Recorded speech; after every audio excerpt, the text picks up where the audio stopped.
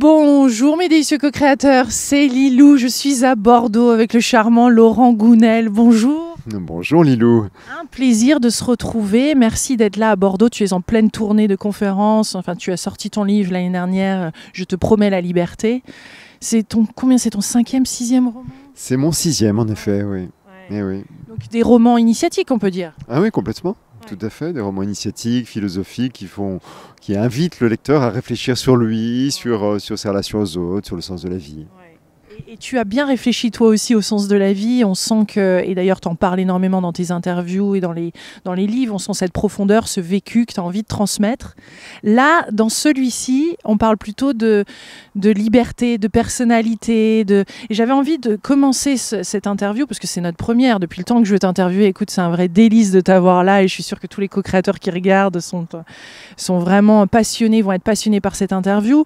Mais comment tu vois, j'avais envie de commencer par ce mot réussite, parce que tu sais, on parle énormément de réussite, ce que c'est la réussite. Je suppose que ta définition de la réussite a changé. Tu as vécu cette crise assez jeune, finalement très jeune, même à 23 ans. Je suppose que là, la définition était différente de celle de tes parents peut-être, et après toi, tu as évolué vers qu'est-ce que c'était pour toi, cette réussite? Alors complètement. En fait, j'ai vécu... je dirais 3 définitions de la réussite. D'abord celle de mes parents. Alors tu vois, vieille famille protestante du côté de mon père. Donc pour eux, la réussite, c'était d'abord réussir ses études. Donc voilà, études supérieures et profession intellectuelle supérieure. C'était ça la réussite. Voilà. Rien de plus, franchement. Moi, j'ai grandi dans les années 80. Enfin, j'ai fait mes études supérieures dans les années 80. Les années 80, c'était les années tapis en France. Tapis qui faisait du pognon et tout le monde rêvait de devenir milliardaire. Moi, j'ai jamais rêvé de devenir milliardaire. Magouillet? Enfin, oui, en l'occurrence, lui, je pense que voilà. Mais en tout cas, c'est l'époque à laquelle les gens ont perdu un certain nombre de valeurs. Je crois qu'il fallait réussir financièrement à tout prix, quitte en effet à négocier avec ses valeurs. D'accord. Alors moi ça j'ai jamais franchi le pas, heureusement d'ailleurs. Par contre la notion de réussite me parlait, c'est-à-dire je voulais réussir, et réussir en effet pour moi c'était pas seulement avoir une profession intellectuelle, mais c'était en effet gagner bien ma vie, voilà, pouvoir me payer ce que je voulais, être reconnu. Donc il y avait cette quête en moi dans les années 80, quoi, d'accord. J'en ris aujourd'hui parce que ça me semble un peu une vie antérieure, quoi. On rigole, on sent beaucoup d'humour chez toi d'ailleurs dans les livres aussi. Ouais. Oui, l'humour et notamment l'humour sur soi est important dans la vie. Je crois que ça aide à lâcher prise sur pas mal de choses. Et je pense que plus un sujet est grave, et notamment les thèmes que je peux aborder dans certains de mes ouvrages, plus c'est, à mon avis, pertinent de les accompagner d'humour pour lâcher prise, quoi. Quand tu as un sujet profond. Ça semble vraiment comme une autre vie quand tu parles de cette réussite, cette vision que tu avais de la réussite, t'étais plus le même. Oui, parce que je m'y accrochais jusqu'à la fin de mes études, donc jusqu'à 23 ans, ce que tu disais tout à l'heure, j'y croyais, d'accord, j'avais la niaque, voilà. Et puis sauf que je rentre dans la vie active tout de suite, poste de cadre et gros salaire pour l'époque. J'avais à l'époque un salaire qui correspond au salaire de sortie aujourd'hui d'un jeune diplômé de grande école, sauf que c'était il y a 30 ans, quoi, d'accord, donc vraiment gros salaire. Mais l'épanouissement pas du tout au rendez-vous. Et donc pour la première fois de ma vie, je réalise que mes rêves étaient erronés, étaient basés sur des illusions. C'est là, bah oui, j'avais un poste valorisant, j'étais reconnu, j'avais un bon salaire, mais j'étais pas heureux, quoi. Et donc finalement, j'ai vécu un bouleversement de mes valeurs. L'échelle était sur le mauvais mur. Exactement, exactement. Tu t'en es rendu tôt? Qu'est-ce qui a déclenché ça? Parce que souvent les gens, comme on disait tout à l'heure, s'en rendent compte plus tard, en moitié de vie. Oui, moi je me suis rendu compte tout de suite, mais vraiment tout de suite, presque dès les premières heures, quoi. Et je me souviens de collègues qui avaient donc le même type de poste que moi, dont je me disais, dont j'ai réalisé à l'époque cette notion d'illusion, c'est-à-dire j'ai réalisé qu'ils se berçaient d'illusions. C'est-à-dire ils avaient un métier qui n'était pas épanouissant en soi, mais avec notre boîte, on allait dans les grands restaurants, les grands hôtels, mais des étoilés, hein, carrément, quoi. Ils étaient payés. Exactement, quoi. Des étoilés Michelin au restaurant, enfin un truc incroyable quand on a 23 ans, quoi. Mais je voyais qu'eux se faisaient manger par ça. Ils étaient séduits, ils développaient une image d'eux-mêmes, ils se voyaient comme des gens importants parce qu'ils avaient accès à tout ça, gros salaire et tout. Et je me disais, oui, mais c'est pas intéressant ce qu'on fait, quoi. Enfin, je me disais, mais je veux pas, et je veux surtout pas me faire avoir par ça, parce que je sentais que c'était tentant, en effet. Moi, je rentrais le soir en taxi, hein, payé par la boîte. Et je me disais, mais c'est pas possible, quoi. Il faut que j'arrête tout de suite. Donc j'ai démissionné, j'ai changé de boîte. Enfin bon, je vais te faire la version courte, parce que j'ai raconté 15 fois ma vie, mais disons que j'ai survécu en me maintenant la tête hors de l'eau pendant quand même 5 ans en tant que salarié. jusqu'à finir par me faire virer, et c'était tout à fait mérité, parce que moi, j'étais pas à ma place, quoi, donc j'étais pas bon, quoi. Puis en plus, moi, j'ai jamais réussi à me forcer dans la vie à faire un truc que j'aime pas, donc honnêtement, j'étais pas bon, donc licenciement tout à fait mérité, sauf que je me suis retrouvé au chômage.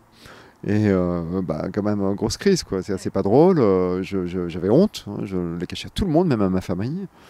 Ma famille, je disais que j'étais en création d'entreprise. Et ça t'a permis de découvrir ce que tu voulais surtout pas, en fait, parce que c'est ce que tu dis dans cette, en revenant vers ton livre actuel, il y a quand même cet aspect de notre personnalité nous embarque, hein, dans cette vie, et finalement, il y a autre chose qui a envie de se dessiner, hein. Oui, complètement. Mais c'est exactement ça. C'est-à-dire, moi, c'est ma personnalité qui m'avait embarqué. C'est-à-dire, j'avais un deuxième levier de motivation. J'ai cité la notion de réussite typique des années 80. Mais en fait, il y avait bien au-delà de ça, il y avait ma personnalité. C'est-à-dire, moi, je me suis dirigé vers les métiers des finances. Hein. Je vais lâcher le gros mot tout de suite. J'étais financier, quoi. Mais qu'est-ce qui m'avait attiré par ça? En fait, c'était pas le métier en soi. C'était ma personnalité qui a une problématique centrée sur la peur. Et ma grande peur à l'époque, c'était la peur des autres, la peur des gens. Et en fait, j'ai choisi une orientation où je serais dans un bureau avec un ordinateur, des listings, des papiers, des chiffres dans tous les sens, mais personne. Ce qui était le cas, en effet. Sauf que j'ai réalisé qu'il y avait un écart entre ce à quoi ma personnalité, ce vers quoi ma personnalité me poussait et mes envies véritables. Et j'ai découvert, mais vraiment parce que j'ai touché le fond du gouffre, qu'en fait j'étais attiré par ce qui me faisait peur, et j'étais attiré par les gens. Et que ma vraie vie, elle était au contact des gens, et certainement pas en me planquant parce que j'avais peur, quoi. C'est fou cet aspect où on est attiré, enfin, ce qui nous fait le plus peur, c'est là où finalement il y a le plus de terreau, enfin de matière, voire d'âme, il y a comme au-delà de ce qui nous fait le plus peur, comme moi c'était de communiquer, et finalement dedans, bien j'ai découvert des interviews, une passion, ça nous fait aller au-delà de notre zone de confort, et finalement c'est là où c'est très riche et magique. Oui, complètement, sachant que c'est pas forcément une règle valable pour tout le monde. C'est-à-dire, il faut pas forcément aller dans la direction de ce qui nous fait peur, quoi. Mais en revanche, pour tous ceux qui, comme moi, ont une problématique de peur au cœur de leur personnalité, parce qu'il y a d'autres problématiques, enfin, on va peut-être en reparler, de colère, d'image, etc. Mais pour ceux qui ont une problématique de peur, ce qui est intéressant, c'est de se libérer suffisamment de ces peurs, même si on garde toujours la structure en soi, mais se libérer suffisamment de ces peurs pour pouvoir écouter son cœur. Parce que c'est ça, en fait, la clé de l'épanouissement. Notre cœur sait où aller, sait dans quelle direction on va s'épanouir et être heureux. Mais si on a des peurs, eh bien, en fait, nos peurs vont nous empêcher d'entrer en contact avec ça, quoi. Pour nous amener à nous planquer, par exemple, et nous, en recherchant la sécurité, sauf que la sécurité, c'est utile, hein, dans la vie, mais ça n'apporte pas l'épanouissement. Ce saut dans le vide, tu l'as vécu comment? Parce que c'est quand même, on a cette peur de l'inconnu, hein. Quand on suit notre cœur, il n'y a plus ce plan, ce schéma qui est là devant nous, ces différentes étapes. Comment tu as fait? Eh bien, d'abord, j'ai pas suivi mon cœur tout de suite. C'est là, moi, je me suis retrouvé au chômage en me disant, mais qu'est-ce que je vais faire de ma vie? J'ai fait toutes mes études dans les finances, ça c'est hors de question de continuer là-dedans. Qu'est-ce que je vais faire? Et je ne savais pas quoi faire. Et je ne savais pas encore entrer en contact avec mon cœur. Donc j'ai essayé de faire des choses, j'ai essayé de monter une boîte, ça n'a pas marché non plus. Enfin, et il a vraiment fallu que je touche le fond, c'est-à-dire en fait que je me dise, bah voilà, j'ai tout perdu. J'ai perdu mon métier, j'ai perdu la reconnaissance de mes parents, de mes amis, parce que j'avais fini par cracher le morceau quand même et dire que bah non, j'avais été licencié, que j'étais au chômage. Donc vraiment, j'ai perdu la reconnaissance des autres. Et à partir de là, en fait, il y a une espèce de lâcher prise, parce que quand on a tout perdu, on n'a plus rien à perdre. Et n'ayant plus rien à perdre, bah, c'est là où j'ai pu écouter mon cœur. Et là, les choses ont été simples. Simple, c'est-à-dire en fait, je me suis senti attiré aussi quelque part, vers un domaine, le domaine des relations humaines, des sciences humaines, de la psychologie, qui m'était étranger. Et donc j'ai dû reprendre des études, me former, etc. Mais à partir de là, les choses ont été simples. À partir du moment où j'ai cessé de chercher la reconnaissance et puis aussi bien sûr la réussite, quoi. L'héroïne de ton livre, Sybille, elle vit la même chose, hein. Ça s'écroule personnellement, professionnellement. D'un seul coup, c'est ce qu'on peut dire comme échec, ce qui est nommé comme échec. Et puis, elle est attirée vers quelque chose. Parce qu'il y a ce passage où des fois, on peut être attiré On est un peu perdu aussi dans cette étape-là où tout s'écroule. On peut être facilement, peut-être certains ont peur d'être manipulés, certains ont peur d'être un petit peu dirigés dans des directions. Enfin, on perd tout repère. Toi, tu l'as vécu, tu as fait quand même des voyages initiatiques, tu es parti, tu as été à la rencontre de chamans, de plein de choses. Est-ce qu'on peut tomber comme ça dans les mauvaises mains? Enfin, c'est un peu ce qui se passe pour ton héroïne. Alors, faut en effet faire attention parce que c'est vrai que dans le vaste monde de la psychologie, du développement personnel et spirituel, il y a de tout, comme dans tous les domaines d'ailleurs. Donc, il y a des compétents, il y a des incompétents, il y a des gens sincères, il y a des charlatans, mais il y a aussi les gourous quand même, faut le savoir et il faut vraiment faire attention avant de mettre les pieds quelque part et surtout de s'en remettre à quelqu'un. Donc moi j'ai toujours pris un grand soin, sans doute parce que j'ai une problématique de peur, donc de méfiance au fond de moi. Hein. Donc j'ai toujours pris soin de vérifier le pédigré des gens à qui je m'adressais, même quand c'était des gens qui avaient un parcours pas académique. Je pense, je sais pas, un chaman péruvien que j'ai suivi à un moment donné. Bon, je me suis renseigné. J'ai pas pris le premier chaman qui passait. Quoi. Il faut. Tu te renseignes ou parce que là, on parlait de suivre son cœur. Donc c'est des fois le cœur a beaucoup plus d'informations que finalement comme tu disais, le CV d'une personne. Oui, complètement. Il y a les deux. Moi, je suis un mental à la base, quoi. Donc j'éprouve le besoin de rassembler des informations. Et tu as parfaitement raison de dire ça. Toutes les bonnes décisions et les grandes décisions notamment que j'ai prises dans ma vie, je les ai prises en écoutant mon cœur, quoi. Pas en faisant une analyse critériale. Mais là, en l'occurrence, avant de suivre quelqu'un, donc de m'en remettre à quelqu'un, c'est pas rien quand même. Quand on se tourne vers un maître, un sage, ou même un formateur, quoi. C'est quand même utile d'avoir des informations, là, en l'occurrence, sur qui c'est. Surtout qu'à l'époque, il n'y avait pas Internet, hein, c'était les prémices. Donc aujourd'hui, en 2 clics, on sait tout sur une personne ou presque. En tout cas, tout ce qui est dit à son sujet. À l'époque, c'était beaucoup plus dur. Donc je me documentais, je rencontrais des gens qui avaient pu approcher la personne. Et alors, comment on sait qu'on est sur le bon chemin? Alors là, pour le coup, c'est purement une sensation, quoi. Là, c'est purement une sensation. On sait qu'on est sur le bon chemin, aussi bien par rapport à un travail de développement personnel, hein, sur le choix d'un thérapeute, d'un guide, etc., que sur le choix de son orientation de vie, son orientation professionnelle. C'est un ressenti. On sent qu'on est à sa place ou pas, en fait, tout simplement. On le sent si on est à sa place. Il y a une paix intérieure. Il y a une paix intérieure, il y a un bien-être, il y a une espèce de confiance dans la vie, il y a de l'espoir. Un bonheur. C'est du bonheur, ça? Ah oui, complètement, oui, tout à fait, quoi, évidemment. Moi, quand je repense, j'ai un parcours de développement personnel qui a duré 15 ans. Pendant 15 ans, je me suis activement formé, je suis activement allé à la rencontre de personnes qui pouvaient me nourrir, quoi. Et pendant ces 15 années, c'était 15 années de bonheur, quoi, vraiment, vraiment. Avant même d'avoir moi-même avancé, d'avoir gagné en maturité, en sagesse, etc., rien que d'être sur le chemin, c'est enthousiasmant au possible, quoi. Et c'est sans fin. Oui, c'est sans fin. C'est sans fin. T'as vu, est-ce qu'il y a quelque chose comme est-ce qu'il y a un processus ou des choses des conseils que tu as comme ça quand on est sur ce parcours-là, quand d'un seul coup tout s'écroule, où il y a des burn-out, ou divorce, ou gros changements de vie, et en effet on a envie on sent qu'il y a un appel de quelque chose d'autre, et il y a ce parcours initiatique. Est-ce qu'il est vraiment il est personnalisé, il est différent pour tout le monde, ou il y a quand même des grandes étapes, on est obligé de passer par cette souffrance ou ces difficultés? Bon, je pense qu'il est propre à chacun, donc il est différent pour tout le monde. Et chacun doit aussi trouver son propre chemin. Ça, je pourrais dire quel a été le mien, mais il ne serait pas forcément pertinent pour d'autres. D'accord ? Donc chacun doit trouver son chemin. Maintenant, quand on dit c'est un travail sans fin, oui, c'est l'avancée vers l'éveil, la sagesse est un travail d'une vie, donc sans fin.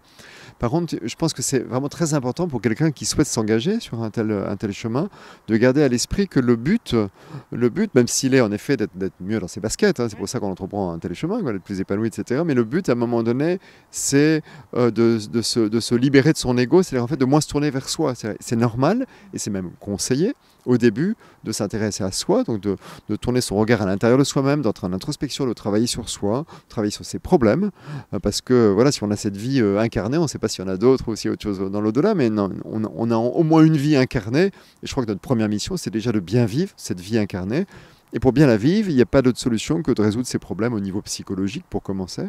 Donc voilà, trouver un chemin, un psy ou qui vous voulez pour travailler sur ces problèmes, mais en gardant à l'esprit qu'il ne faut pas passer 20 ans sur un divan, quoi. Vous voyez, il ne faut surtout pas passer sa vie entière à se regarder le nombril. Surtout maintenant avec toutes ces techniques. Oui, complètement. Oui. Parce que ça mène pas à l'éveil. À l'éveil, pour moi, c'est quand même de se connecter aux autres. Hein, donc travailler sur soi pour ensuite naturellement se tourner vers les autres, se connecter aux autres et puis se connecter voilà, tout ce qui nous dépasse, à l'univers, à Dieu, appelez ça comme vous voulez, quoi, mais le chemin, il est là, quoi. Donc c'est utile de le garder à l'esprit. Parce qu'on peut aussi se perdre et passer sa vie à être à l'écoute de ces petits bobos, ces petits problèmes, et là, ça ne mène pas à l'épanouissement, quoi. Tu parles de changer de paire de lunettes, hein, de regarder avec le regard de l'autre. C'est pas évident ça, hein, de voir, parce qu'on finalement on expérimente la vie, la vérité qu'on expérimente, et ce qu'on, enfin, avec notre prisme à nous, avec nos blessures, avec ce qu'on a pu vivre, avec nos peurs. Et si on arrivait à voir selon la perspective des autres, hein, et ton livre traite de ça aussi, c'est comment faire ce pas? Mais déjà, il faut comprendre que notre vie, et surtout la façon dont nous voyons la vie, nous voyons les autres, dont nous nous voyons nous-mêmes, est biaisée par le filtre que constitue notre personnalité. Notre personnalité, c'est un peu comme une paire de lunettes à verres déformants, mais on ne sait pas que les verres sont déformants. C'est-à-dire, moi, quand j'étais pétri de peur, il y a 30 ans, j'avais des croyances telles que le monde est dangereux, il y a des dangers partout, il faut que je me méfie des gens, que je me méfie de tout, quoi. Je me protège. Je me protège des virus, des microbes, des araignées, des serpents, enfin de tout ce qui me faisait peur, quoi. Et de tous ces dangers que je voyais, mais je ne savais pas que c'était un filtre, je ne savais pas que c'était une vision biaisée de la vie. Je voyais vraiment le monde comme étant dangereux, d'accord ? Donc chacun a des filtres comme ça. Des Une prison finalement. Oui, alors ils ont une fonction, hein, c'est notre personnalité qui est là depuis notre venue au monde, hein. Maintenant, on le sait, on vient avec, hein, c'est une sorte d'orientation de l'énergie à la naissance. Donc on vient avec ce bagage, mais il y a une fonction à notre personnalité qui nous permet de nous adapter au monde. C'est là même quand on est, comme je l'étais, pétri de peur, on développe ensuite des stratégies pour se protéger et on trouve un certain équilibre. Il n'est pas épanouissant, mais il y a quand même un certain équilibre. Parce qu'on vient dans le monde finalement sans mode d'emploi, on est confronté au chaos de l'univers et notre personnalité nous fournit des clés d'adaptation, des clés de compréhension du monde. Elles sont erronées, elles sont imparfaites, on va dire plutôt, mais ça nous permet quand même de trouver un équilibre, d'accord ? On se sent rassuré, mais quelque part on perd un bout de notre, je vais dire, comme tu disais, de notre liberté. Notre liberté et de notre essence. On n'est pas qui on est. On ne se connecte pas soi-même. Je vous le disais tout à l'heure, mon choix d'études a été conditionné par mes peurs et pas par mon cœur. D'accord ? Mais au-delà des peurs, en fait, chacun va avoir une problématique au cœur de sa personnalité qui va biaiser sa réalité. Donc certains auront par exemple, je sais pas moi, un besoin de tout contrôler, de contrôler les choses. Alors soit ce besoin va être tourné vers l'extérieur, donc ce sont les gens qui seront souvent dans l'action sur le monde extérieur, mais dans le but de contrôler, donc parfois dans le pouvoir, vous voyez, donc ils vont être souvent, on va les retrouver à des postes de direction par exemple, parce qu'ils aiment contrôler les choses, et quand les choses semblent leur échapper, ça les met en colère, donc ce sont les gens qui ont une problématique émotionnelle de colère par exemple. D'autres vont exercer ce contrôle sur eux-mêmes, en développant un certain perfectionnisme, en voyant toutes leurs erreurs, leurs imperfections qui vont les amener à se sentir mal, et ils vont se mettre beaucoup de pression pour s'améliorer, parce qu'ils aimeraient que le monde soit parfait. Sauf que c'est aussi une illusion, parce qu'on ne peut pas plus faire de ce monde une perfection qu'on ne peut contrôler l'univers ni se contrôler soi-même. Voilà, d'autres vont aussi avoir une problématique, je sais pas moi, d'image par exemple. D'image, ils vont être particulièrement sensibles, plus que d'autres, au regard des autres. Soit ils vont se bâtir une image un peu idéalisée d'eux-mêmes, croyant qu'on va les aimer pour ça, quoi. Pour leur apparence, pour leurs actes, leur réussite, etc. Ou soit ils vont avoir une espèce de croyance très intérieure qu'il leur manque quelque chose pour être aimé. Ils vont être plutôt dans une problématique de honte plutôt que de fierté. Mais dans tous les cas, ce sont des illusions. Et il n'y a pas une personnalité meilleure que l'autre. C'est pour ça que l'objectif, je dirais, c'est un peu de s'en libérer. C'est un peu dérangeant quand on dit ça, parce que la plupart des gens s'identifient à leur personnalité. Ils croient qu'ils sont leur personnalité. En fait, non. La personnalité est ce qui nous éloigne de nous-mêmes. L'ego la protège bien.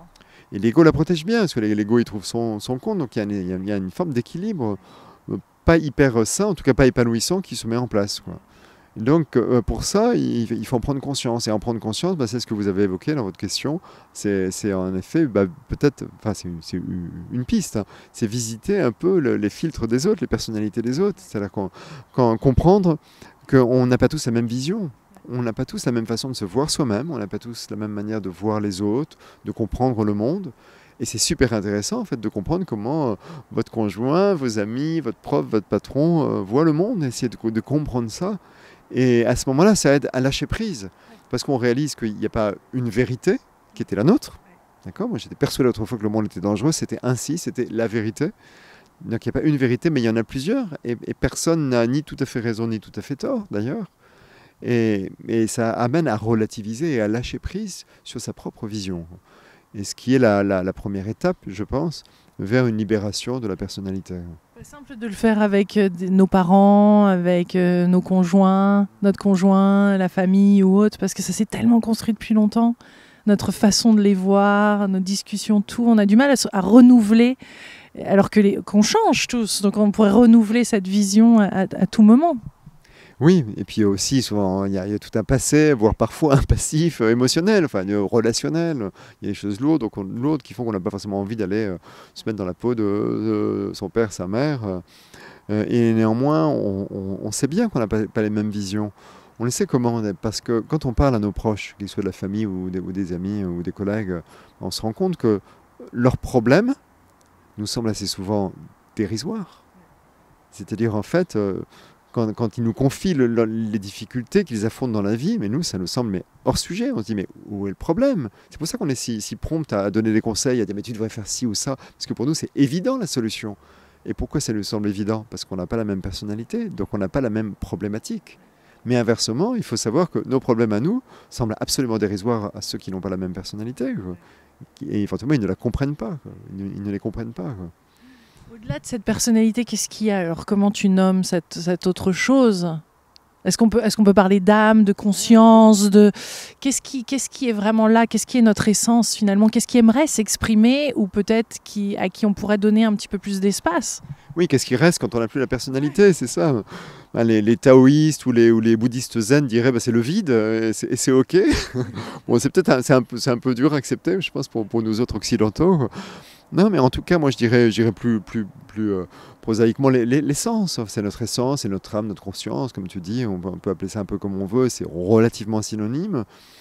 En tout cas, on peut difficilement décrire avec des mots ce que l'on est. Quand on se libère de la personnalité et plus ou moins de l'ego, précisément parce qu'on a appris à se définir de manière égotique, en se raccrochant à des représentations de soi qui ne sont pas la réalité. C'est la plupart des gens, quand ils se rencontrent, je sais pas, une soirée ou autre, ils vont se présenter en disant leur métier. Mais surtout à l'américaine, toi qui as habité aux États-Unis.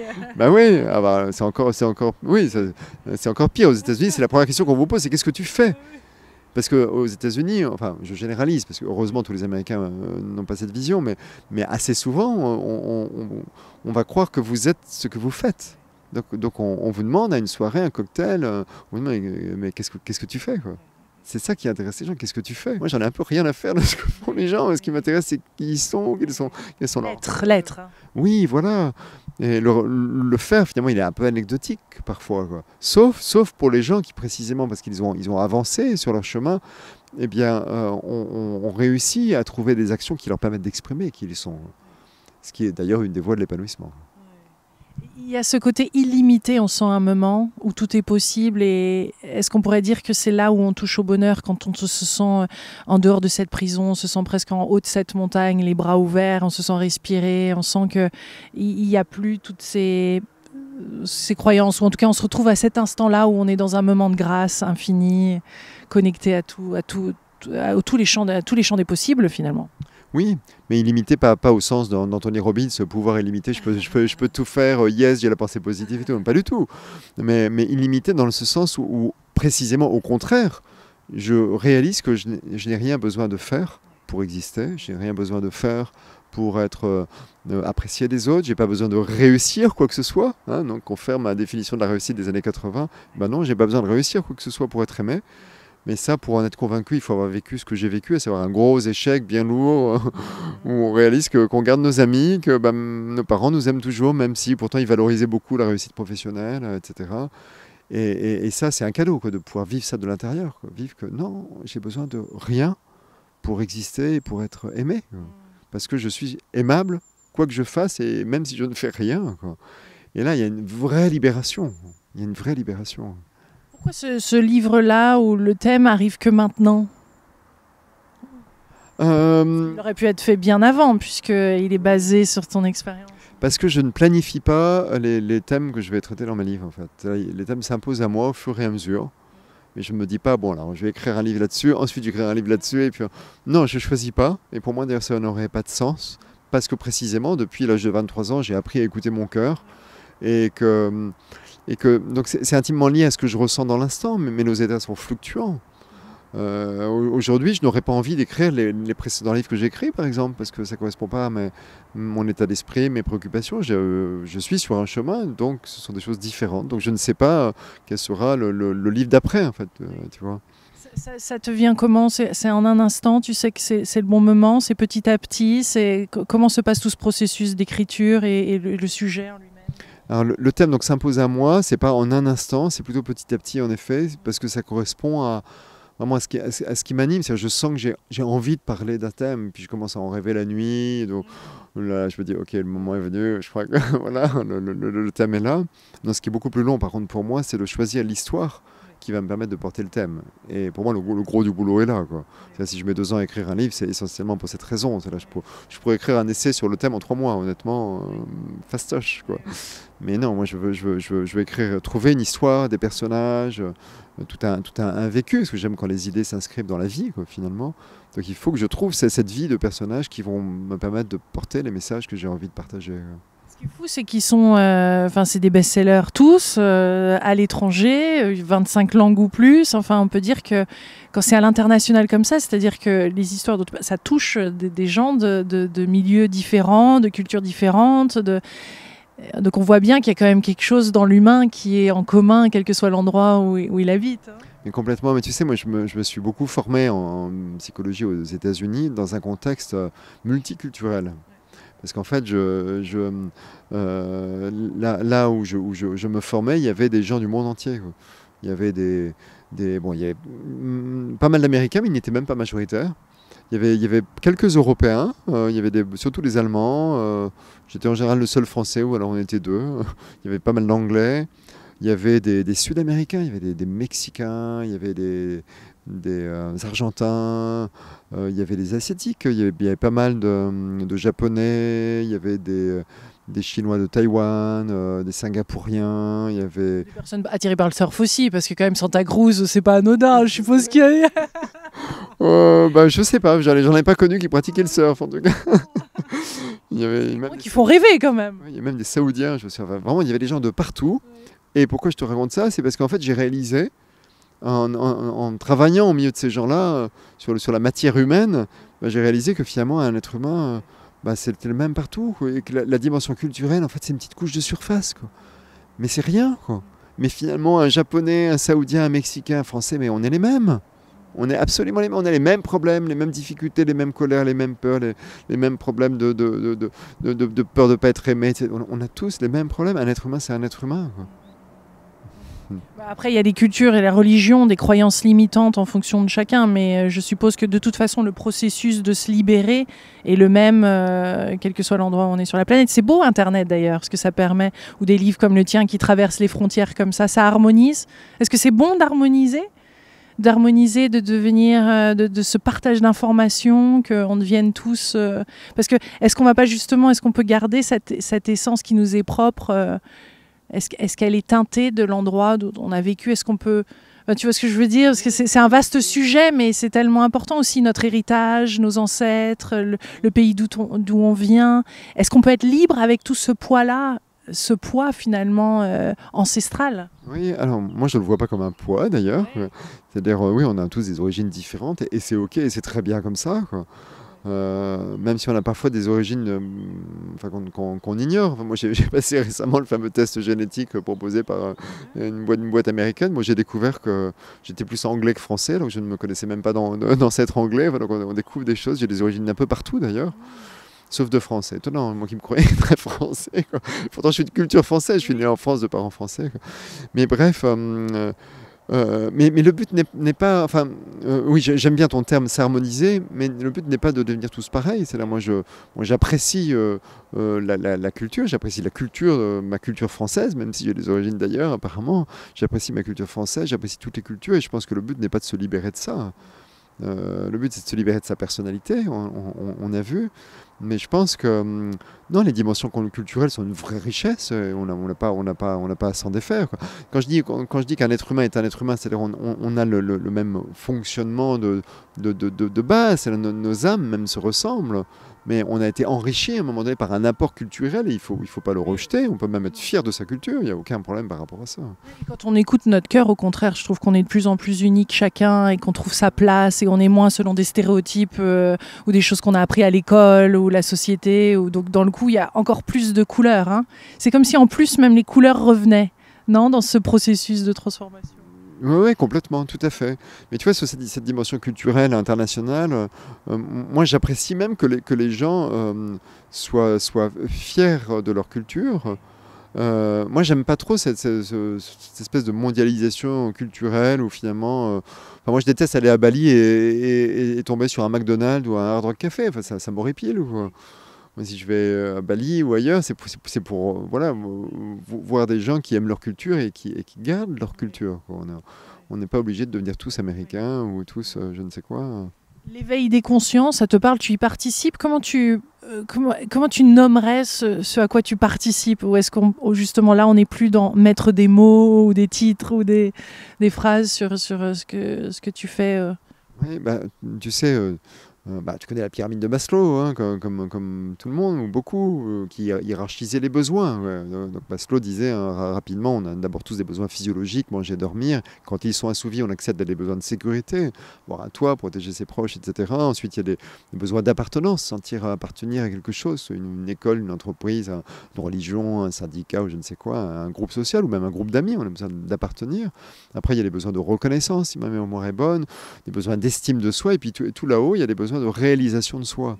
Et en fait, aujourd'hui, beaucoup de gens à travers la planète, hein, et pas que dans les pays occidentaux, sont dans cette quête de réalisation de soi.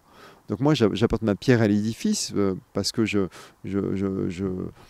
atteint ce niveau. J'ai atteint ce niveau, c'est pas une prétention, c'est juste que j'ai gravi les différents échelons. J'ai réussi à assouvir différents besoins dans ma vie et c'est jamais complètement acquis, hein. Si demain, voilà, je sais pas, on vit une guerre ou autre, je peux très vite retourner à un niveau de besoin de sécurité, voire même de besoin physiologique. On le sait bien et Maslow lui-même le dit. Mais de plus en plus de gens aujourd'hui, dans un pays comme la France, on a des millions, par exemple, à aspirer à se réaliser, d'accord, donc plutôt en haut de la pyramide de Maslow. Et moi, je ne fais qu'apporter ma pierre à l'édifice. Moi, je lance des petites boules de neige, tu vois. De neige. Voilà, des petites boules de neige, comme ça, qui dévalent la pente, qui dévalent la pyramide. Voilà. Et puis voilà, chacun prend ce qu'il veut. Et puis peut-être que voilà, ça va donner des graines qui vont germer. Donc je me vois un peu comme le petit colibri qui apporte sa graine, sa petite goutte d'eau. Et je pense que chacun de nous, d'ailleurs, il n'y a pas besoin d'être diplômé ou d'être reconnu ou d'être chaman ou je ne sais quoi pour apporter quelque chose aux autres. Ça, c'est super important de le savoir. Il ne faut pas être estampillé sage ou auteur international à succès. Ou auteur international à succès, exactement. Moi, il y a des gens qui m'ont apporté énormément dans ma vie, dont j'ai oublié le nom, qui sont des gens que j'ai rencontrés au coin de la rue. Vraiment, hein, je dis pas ça par coquetterie, quoi. Moi, je sais pas, je peux citer par exemple un moniteur de planche à voile que j'avais quand j'avais 12 ans. Je faisais de la planche à voile et c'était le seul sport où j'ai réussi à avoir un bon niveau, quoi. Et un jour, il m'a dit, je t'ai observé, Laurent, et je peux te dire qu'à partir de maintenant, tu vas plafonner. Donc j'étais super vexé, je me suis dit, mais qu'est-ce qui lui permet de dire une chose pareille? Il m'a dit, oui, j'ai remarqué que tu t'arranges pour pas chuter. Et donc, tu connais pas tes limites, et donc tu vas cesser de progresser, quoi. Cette petite phrase de ce gars dont j'ai oublié le nom, elle m'a fait cogiter, mais des années. 40 ans après, je m'en souviens encore. Et j'ai compris que c'était vrai, d'ailleurs. Que c'était vrai que j'avais peur de l'échec, et que ma peur de l'échec m'empêchait d'expérimenter. Parce que la vie, c'est quoi? C'est de l'expérimentation, c'est expérimenter les choses, quoi. Mais si on a peur de l'échec, eh bien, on n'expérimente pas, on se retient d'expérimenter, donc on se retient de vivre. Donc c'est une énorme leçon de sagesse dont il m'a fait le cadeau. Et c'est une personne inconnue, c'était mon prof, mon moniteur de planche, et j'ai même oublié son nom. Pour finir en 2 mots, si tu avais à résumer ton livre, je te promets la liberté. J'ai envie qu'on le lise. Oui, bon, je vais peut-être pas résumer l'histoire, parce que pour l'histoire, chacun va la découvrir, mais peut-être résumer la philosophie qui est sous-jacente. C'est pour se libérer de sa personnalité dans le but d'avoir une vie épanouissante. La clé, c'est de se connaître. comme toujours. Hein. Tu sais, les anciens avaient inscrit au fronton du temple d'Apollon cette fameuse adage connais-toi toi-même. C'est la clé de tout. Donc se connaître soi-même pour comprendre nos fonctionnements et pour comprendre en quoi notre vision est biaisée et pour pouvoir s'en libérer et vivre pleinement dans son essence, être soi-même et surtout, par là même, apprendre à écouter son cœur, ce qui est pour moi la clé de la voie. Quoi. Merci beaucoup, en tout cas un vrai plaisir de passer ce moment avec toi et puis bonne tournée. Je sais que tu continues de faire des conférences, des dédicaces, tu es très actif et puis au plaisir de lire tes prochains livres. Je suppose que tu ne t'arrêtes pas là et que peut-être un sujet futur est déjà en train de germer. Oui, tout à fait. Oui. Tout à fait. Non, le thème non, ça reste toujours secret jusqu'au dernier moment. Quoi. Toujours chez Kalman Levy. Toujours chez Kalman Levy. Belle maison d'édition. Ouais, et puis une chouette équipe surtout. C'est important les belles équipes comme ça et de se sentir soutenu aussi dans son élan quand on est dans sa passion comme ça, et quand on aime ce qu'on fait, d'avoir des gens aussi qui le vivent et c'est encore plus important. Oui, et puis qui comprennent surtout ce que je fais, quoi, et quelle est mon intention, quelle est ma démarche. Quoi. Donc il y a un grand respect de ça chez Kalman Levy. Oui, je m'y sens vraiment très bien. Quoi. Bien, merci beaucoup Laurent, on vous embrasse tous très fort mes délicieux co-créateurs. Si vous avez apprécié cette interview, n'hésitez pas à la partager. Merci beaucoup et à très vite. Je sens qu'il y a plein d'autres interviews qui se cachent là. Merci Laurent. Avec grand plaisir Lilou, merci. Gros bisous à tous. Au revoir.